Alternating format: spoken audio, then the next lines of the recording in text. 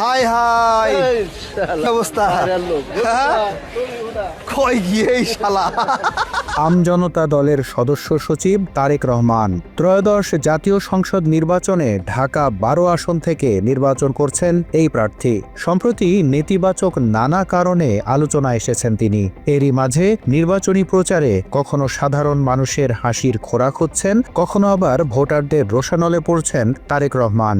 তারেক ভাই কোনো সমস্যা নাই, ব্যবসা না করি আমি। আম তারেক হলে আপনি মরিস করিম, মরিস রহিম। তেমনই এক ভিডিওতে দেখা যায় নির্বাচনের পর তারেককে আর কখনো মাঠে দেখা যাবে না বলে তার কাছে আশঙ্কা প্রকাশ করেছেন ওই এলাকার এক ভোটার। ইলেকশন ভরার দেখুন, আপনার সাথে দেখা হয়নি, এখানে অনেকের সাথে নিয়মিত দেখা সাক্ষাৎ হয়। আমি মার্কেটে দেখি। অন্য আরেকটি ভিডিওতে দেখা যাচ্ছে নির্বাচনী প্রচারে লিফলেট বিতরণের সময় এক নারী ভোটার নিজের অপছন্দের কথা অকপটে বলছেন আমজনতা দলের তারেককে।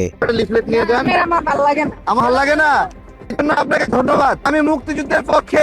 নিজেকে মুক্তিযুদ্ধের পক্ষের শক্তি বললেও সাধারণ মানুষের দাবি ৭১ নিয়ে ভুল ব্যাখ্যা করেন তারেক। তাই তো বিষয়টি নিয়ে সরাসরি তাদের ক্ষোভের মুখে পড়েন ঢাকা 12 আসনের এই প্রার্থী। কথা বলেন, আপনি সঠিক ইতিহাস পড়েন। কি ইতিহাস? ইতিহাস বলেন, কারা হত্যা করেছে? আল বদর লিস্ট করে বুদ্ধিজীবীদের হত্যা করেছে। মাত্র ৩০% টাকায় জমির মালিক হয়ে নতুন বাংলাদেশের গড়ে তোলার স্বপ্ন দেখা বাংলা বসতি।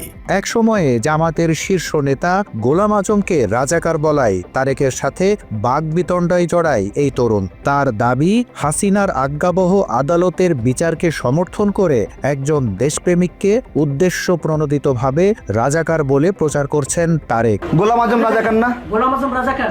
কি গোলাম আজম? ওরা রাজাকার না, ঠিক আছে, ওরা দেশপ্রেমিক। কেউ কেউ আবার তারেককে কাছে পেয়ে স্যাটার শুরু করে তার সাথে। আমজনতা দলের নিবন্ধন নিয়ে তারেকের অনশনকে মনে করিয়ে হাস্যরসে মেতে ওঠেন স্থানীয় কয়েকজন বাসিন্দা। ও ঢাকায় যে শুয়ে আছিলেন, আপনার স্বাস্থ্য তো ঠিক আছে মাশাআল্লাহ। ভোটারদের কাছে নিজের পরিচয় দিতে যেয়েও বিদ্রূপের শিকার হন আমজনতা দলের তারেক। এ সময় তাকে নিয়ে অট্টহাসিতে ফেটে পড়েন ভোটাররা। আমাকে চেনেন?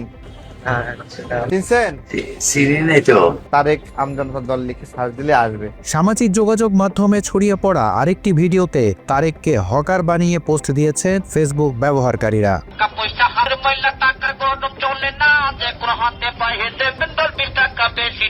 ২৪-এর গণঅভ্যুত্থানের পর এক এক সময় এক এক রকম বক্তব্য দিয়ে নানা সময়ে সমালোচিত হয়েছেন আমজনতা দলের সাধারণ সম্পাদক তারেক রহমান। অনেকের দাবি, হাসিনার মতোই মুক্তিযুদ্ধের চেতনা বিক্রি করছেন তিনি। শেখ হাসিনায় বাংলাদেশের রাজনীতি তার অনেক অবদান আছে না? আমাদের জুলাই গণ অভ্যুত্থানের যে জুলাই সনদ, এটাও এরকম গরু খেয়ে ফেলছে, তারপর নতুন করে একটা সনদ বানাইছে। জুলাই গণ অভ্যুত্থানে হাদির অবদান কি?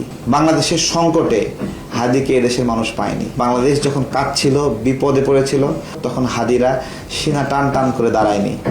তখন কিন্তু মির্জা আব্বাস ভাইরা দাঁড়িয়েছিল। তারেকের বিতর্কিত এসব বক্তব্যের কারণে সামাজিক যোগাযোগ মাধ্যমে তাকে এক হাত নিয়েছেন নেটিজেনরা। তারই ধারাবাহিকতায় নির্বাচনী প্রচারেও তাকে নিয়ে হাস্যরসে মেতে উঠেছেন কেউ কেউ।